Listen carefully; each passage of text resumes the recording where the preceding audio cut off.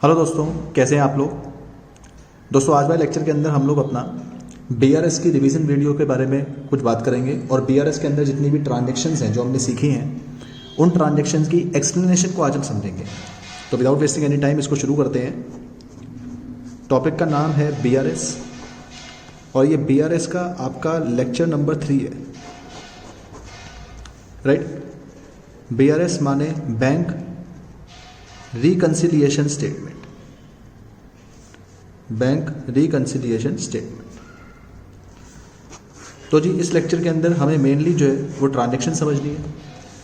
मैंने आपको इस चैप्टर के अंदर बताया था कि इस चैप्टर का जो मेन गेम है वो आपका ये है कि आपको कैश बुक में या पासबुक में कोई एक चीज़ दी जाएगी और आपने उस बुक से अपनी दूसरी बुक पे मूव करना होता है। मान लीजिए अगर आपके पास कैश बुक गिवन है तो आप पासबुक तक जाएंगे, ये गिवन है कैश बुक तो आप पासबुक तक जाएंगे। एंड लेट्स से अगर आपको पासबुक गिवन है तो उस केस में आप अपनी कैश बुक तक जाएंगे, राइट। दोनों में से कोई एक बुक दे दी जाती है और दूसरी बुक पे जाना पड़ता है।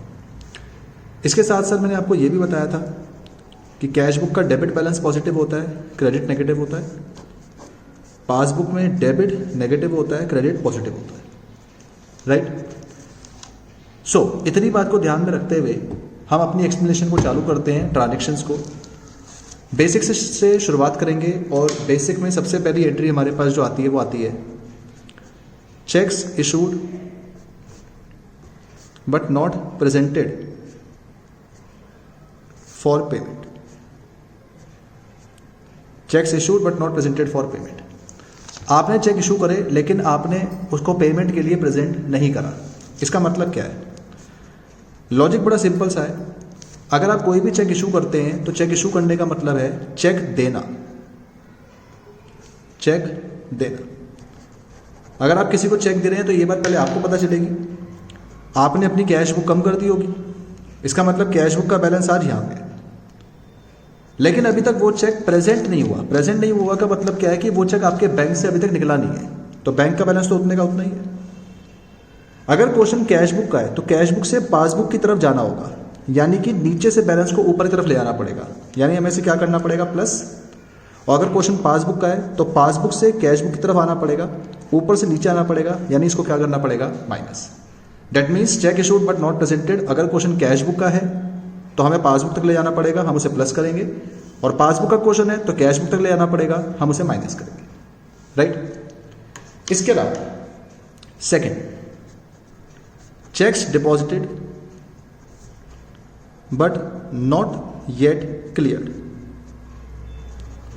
आपने चेक डिपॉजिट करे लेकिन अभी तक वो क्लियर नहीं हुए। चेक डिपॉजिट का मतलब क्या है? बैंक में चेक डालना। बैंक में चेक डालने का मतलब क्या है कि पहले किसे पता चलेगा? आपको। तो आपने अपनी कैश बुक बढ़ा दी होगी, आज की डेट में कैश बुक क्या है, पर अभी तक चेक क्लियर नहीं हुआ तो पासबुक का बैलेंस उतना ही है। अगेन वही बात, कैश बुक से पासबुक पे जाना है तो ऊपर से नीचे आना है, यानी माइनस करना है। और पासबुक से कैश बुक पे आना है तो उस केस में नीचे से ऊपर आना है, यानी कि प्लस करना है, राइट।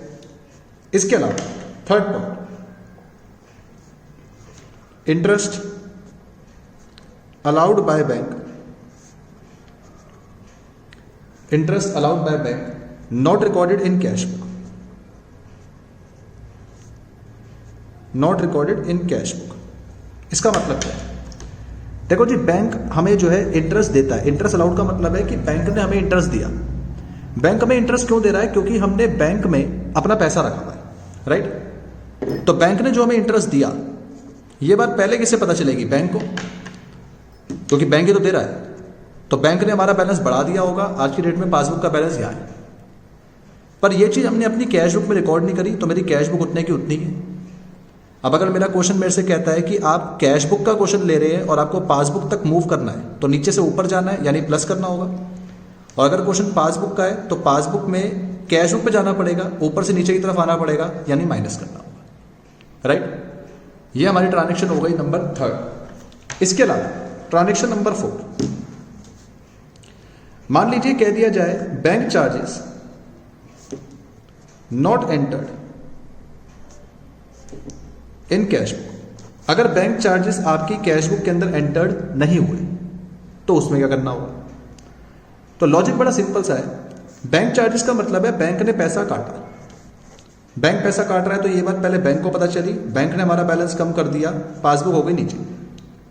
पर ये चीज अभी तक हमने एंटर कैश बुक में नहीं करी, तो कैश बुक का बैलेंस उतना ही है। अब अगर क्वेश्चन ये कह रहा है कि कैश बुक से पासबुक पे जाइए, ऊपर से नीचे आना पड़ेगा यानी माइनस करना होगा। और अगर क्वेश्चन ये कह रहा है कि पासबुक से कैश बुक पे जाइए, मतलब कि क्वेश्चन पासबुक का है, तो ऊपर नीचे से ऊपर की तरफ जाना होगा यानी हमें प्लस करना होगा, राइट। इसके अलावा fifth, direct deposit by customer into a bank.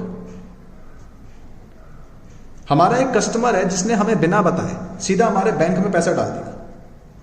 मान लीजिए मेरा कोई स्टूडेंट है, उसने मुझे बिना बताए सीधा मेरी फीस बैंक अकाउंट में जाके जमा करा दी, तो ये बात पहले बैंक को पता चलेगी। जैसे ही बैंक को पता चली, बैंक ने हमारा बैलेंस बढ़ा दिया होगा, लेकिन ये बात अभी तक हमें नहीं पता, तो हमारे हिसाब से तो बैलेंस कैश बुक का उतना ही। अब अगर क्वेश्चन कैश बुक का है तो कैश बुक से पासबुक पे जाने के लिए हम इसे प्लस करेंगे, और अगर क्वेश्चन पासबुक का है तो पासबुक से कैश बुक पे आने के लिए हम इसे माइनस करेंगे, क्योंकि ऊपर से नीचे आना होगा, राइट। ये हमारे पास है 5 एंट्रीज। इसके अलावा नेक्स्ट 6th, मान लीजिए कि अगर बोला जाए direct payments from bank not entered in cash book. इसका मतलब क्या है? बैंक हमारे बिहाफ पे कुछ पेमेंट्स करता है। किस किस चीज की करता है? जैसे मान लीजिए इंश्योरेंस की पेमेंट, बिल्स की पेमेंट, ये बैंक हमारे बिहाफ पे पे करता है। जब बैंक हमारे बिहाफ पे ये पेमेंट कर रहा है तो जी बात ऐसी है, ये बात पहले पता चलेगी बैंक को, और बैंक हमारे अकाउंट से पैसे डिडक्ट कर देगा, मतलब बैलेंस माइनस कर दिया। पर ये चीज अभी तक एंटर कैश बुक में नहीं हुई, तो कैश बुक का बैलेंस उतना ही है। अगर मेरा क्वेश्चन कैश बुक का है तो कैश बुक से पासबुक पे जाने के लिए अगर क्वेश्चन कैश बुक का है तो कैश बुक से पासबुक पे जाने के लिए ऊपर से नीचे आना है, यानी माइनस करेंगे।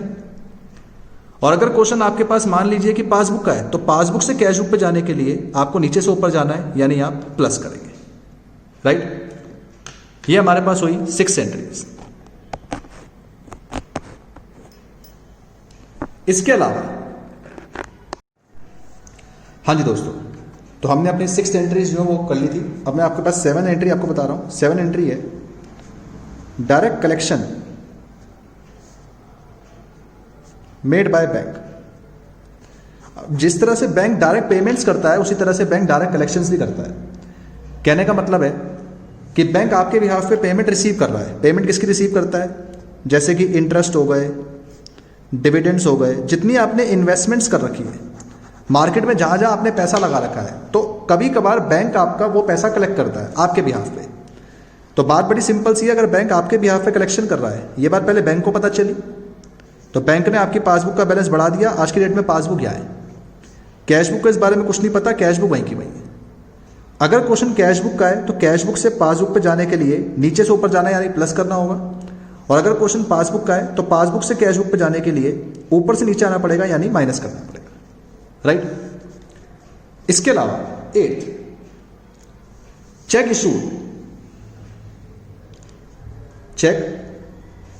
इशूड एंड पेमेंट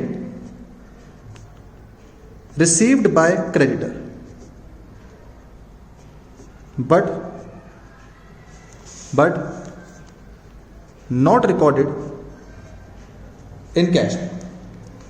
इस चीज का मतलब समझिए। देखिए, हमने चेक इशू करा, मतलब हमने किसी को चेक दिया, उस बंदे ने पेमेंट भी रिसीव कर ली, मतलब कि बैंक से भी पैसा कट गया। तो जी लॉजिक ये बना, हमने किसी को चेक इशू करा, उस बंदे ने पेमेंट रिसीव करी, तो बैंक से तो पैसा कट गया।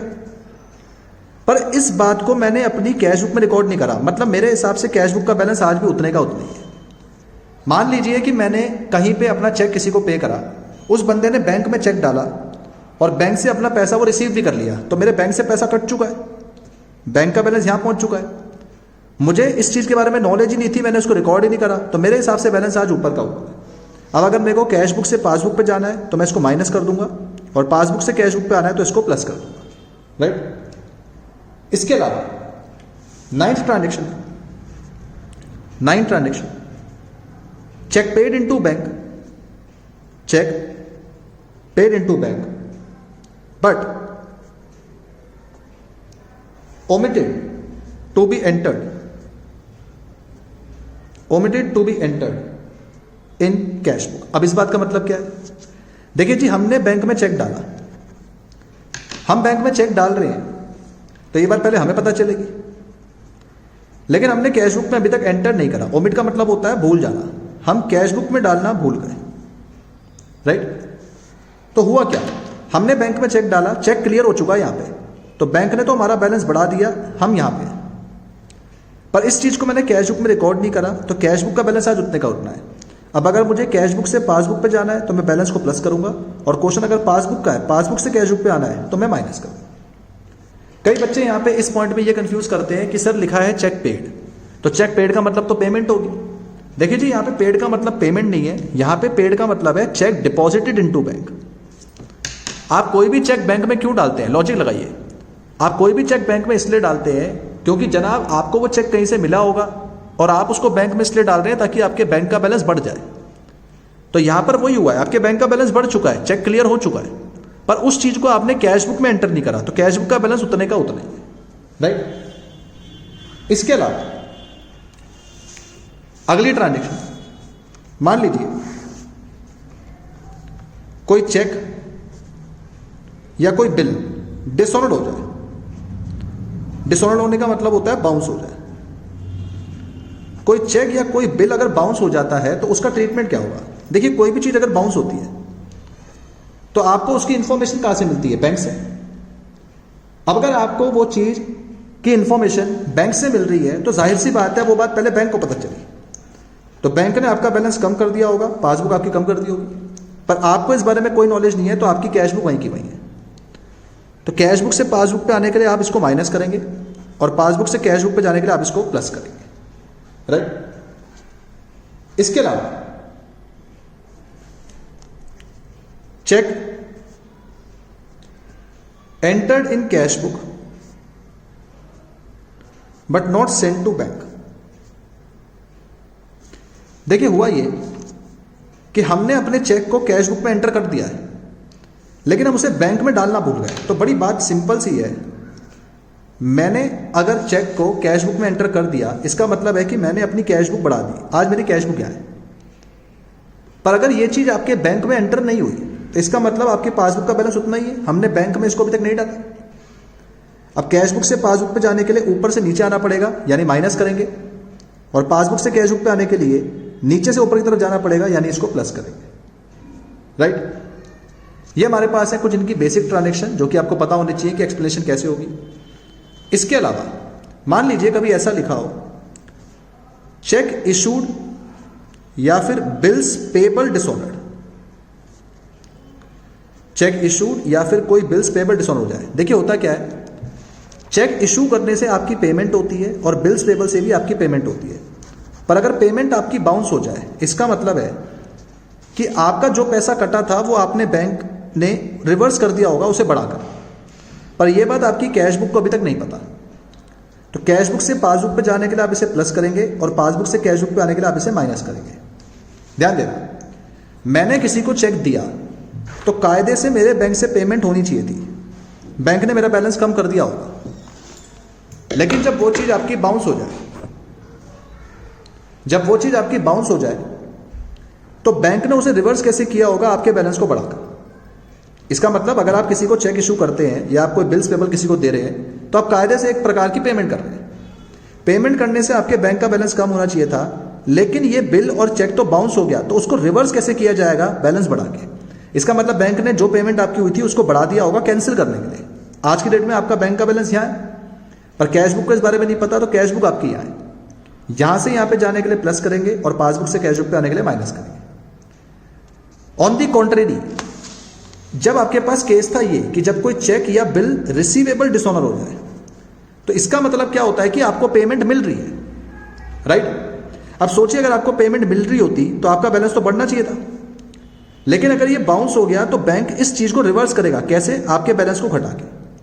जब नॉर्मल चेक या बिल रिसीवेबल बाउंस होता है तो बैंक आपके बैलेंस को काटता है, लेकिन जब चेक इशूड वाला या बिल्स पेबल बाउंस होता है तो बैंक आपके बैलेंस को बढ़ाता है। ठीक है, ताकि वो इस वाली एंट्री को रिवर्स कर सके। तो बैंक आपके बैलेंस को बढ़ाएगा।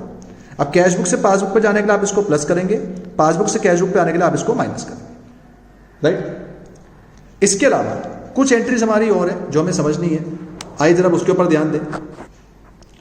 आइए कुछ एंट्री समझते हैं रॉन्ग डेबिट क्रेडिट की। कभी कभार बैंक गलती से रॉन्ग डेबिट या रॉन्ग क्रेडिट कर देता है। मान लीजिए अगर मैंने आपको बोल दिया wrong credit made by bank, wrong credit made by bank, इस चीज का मतलब क्या है? बैंक एंट्री किस में करता है? पासबुक में,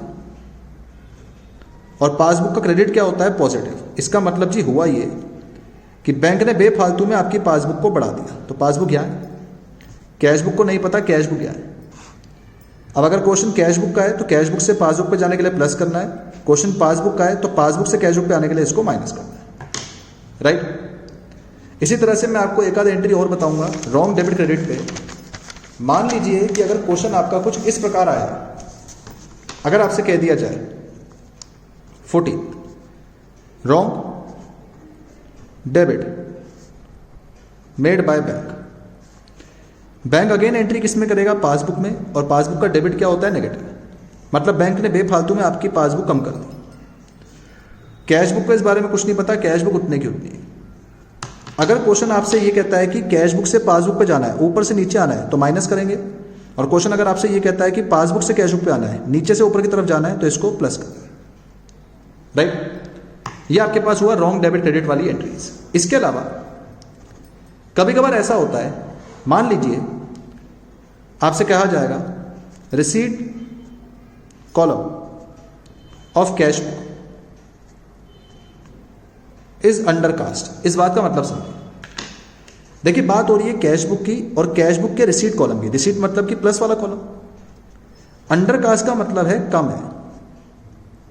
तो आपसे क्वेश्चन ये कहना चाह रहा है कि कैश बुक का पॉजिटिव साइड कम है। इसका मतलब मैं ये कह सकता हूं कि अगर पासबुक में इतना प्लस हुआ तो कैश बुक में सिर्फ इतना प्लस हुआ, तभी तो ये बात समझ में आएगी कि कैश बुक की पॉजिटिव साइड कम है। मतलब जी अगर पासबुक इतने से प्लस हो गई तो यहां पहुंच गई, कैश बुक से इतने से प्लस हुई मतलब वो यहां पहुंच गई।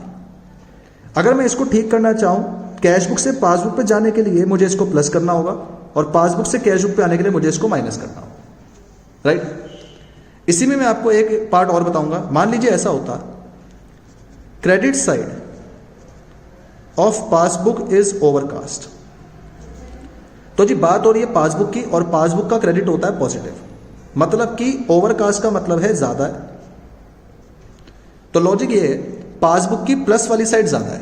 तो हुआ ये पासबुक की प्लस वाली साइड ज्यादा, मतलब पासबुक में इतना प्लस हुआ तो कैश बुक में इतना प्लस हुआ। इसका मतलब पासबुक क्या है? कैश बुक क्या है? कैश बुक से पासबुक पे जाने के लिए प्लस करेंगे, और पासबुक से कैश बुक पे आने के लिए माइनस करेंगे, राइट। इसी का एक पार्ट मैं आपको और बताऊंगा। मान लीजिए ऐसा हो debit side of passbook is undercast, debit side of passbook is undercast. अगर पासबुक की डेबिट साइड जो है वो अंडरकास्ट है तो उसको कैसे सॉल्व करते हैं? देखिए पासबुक की बात हो रही है, पासबुक का डेबिट क्या होता है? नेगेटिव। पासबुक का डेबिट क्या होता है? नेगेटिव। और नेगेटिव वाला जो बैलेंस है वो कम है, अंडरकास्ट का मतलब है कम है। इसका मतलब ये हुआ कि अगर कैश बुक में इतनी पेमेंट हुई है तो पासबुक में कम पेमेंट हुई। लॉजिक समझिए, पासबुक की नेगेटिव साइड कम है, मतलब अगर कैश बुक में इतनी पेमेंट हुई, आज कैश बुक यहां पहुंच गई है, तो पासबुक में पेमेंट सिर्फ इतनी हुई, कम हुई, तो पासबुक आज यहां है। अब कैश बुक से पासबुक पे जाने के लिए हमें क्या करना है? यहां से यहां जाने के लिए प्लस करना होगा, क्योंकि नीचे से ऊपर जाना है, और पासबुक से कैश बुक पे आने के लिए ऊपर से नीचे आना है, यानी क्या करना होगा? माइनस करना होगा, राइट। ये हमारा पार्ट है अंडरकास्ट ओवरकास्ट का। और देखिए भाई, मान लीजिए अगर ऐसा हो जाए, आपसे कह दिया जाए bank charges ₹100 enter twice in cash book. Bank charges 100 रुपए के 2 बार एंटर्ड हो गए कैश बुक में। तो जी लॉजिक ये है, बैंक चार्जेस पहले बैंक को पता चलता है, बैंक ने पैसा काटा 100 रुपए, पासबुक यहाँ है। लेकिन जब ये बात हमें पता चली, हमने एक बार नहीं, हमने 2 बार एंट्री कर दी, मतलब कि 100, तो कैश बुक यहां पहुंच गई। अगर मेरा क्वेश्चन कैश बुक का है, कैश बुक से पासबुक पे जाने के लिए प्लस करना है, और क्वेश्चन पासबुक का है तो पासबुक से कैश बुक पे आने के लिए माइनस करना है। लेकिन कितना? डिफरेंस कितने रुपए का है, सिर्फ 100 रुपए का, तो 100 रुपए से एंट्री आपकी पास होगी, राइट। मान लीजिए अगर मैं इसी क्वेश्चन में ये कह देता बैंक चार्जेस एंटर्ड थ्राइस इन कैश बुक, 3 बार एंटर्ड हो गए, तो जी क्या होता, लॉजिक देखिए। उस केस में ऐसा होता कि पासबुक ने तो एक ही बार 100 रुपए माइनस करे, लेकिन जब आपको पता चला तो आपने 1 नहीं, 2 नहीं, 3 बार माइनस करे, आपका बैलेंस यहां पहुंच गया कितने रुपए से, 100 माइनस करा, 100 माइनस करा, 100 माइनस करा। पासबुक यहां है, कैश बुक है। अगर क्वेश्चन कैश बुक का है तो कैश बुक से पासबुक पे जाने के लिए प्लस करना है, पासबुक का है तो पासबुक से कैश बुक पे आने के लिए माइनस करना है। पर अगेन वही बात, डिफरेंस कितने का होगा आपकी बार, 200 का, तो 200 की अमाउंट से हम एंट्री पास करेंगे, राइट। ये हमारी कुछ एंट्रीज हैं। एक लास्ट एंट्रीज मैं आपको और बताऊंगा, उसके बाद हम कंक्लूड करेंगे। मान लीजिए कभी ऐसा आ जाए, cash discount entered in debit side of cash book. तो आपने ये पढ़ा था, ध्यान दीजिएगा, अगर मैं कैश बुक बनाता हूं तो कैश बुक में 2 कॉलम होते हैं, कैश बैंक, कैश बैंक, ठीक है। ये डेबिट साइड होती है, क्रेडिट साइड होती है। अगर आपको याद हो, कैश बुक में तो डिस्काउंट का कॉलम ही नहीं बनता, लेकिन उसके बावजूद मैंने कैश डिस्काउंट को कैश बुक में डेबिट साइड डाल दिया। कैश बुक की डेबिट साइड कौन सी होती है, पॉजिटिव। इसका मतलब ये कहना चाह रहे हैं कि मैंने अपनी कैश बुक को बेफालतू में यहां बढ़ा दिया, पॉजिटिव मतलब प्लस कर दिया। पासबुक को तो इस बारे में कुछ पता ही नहीं।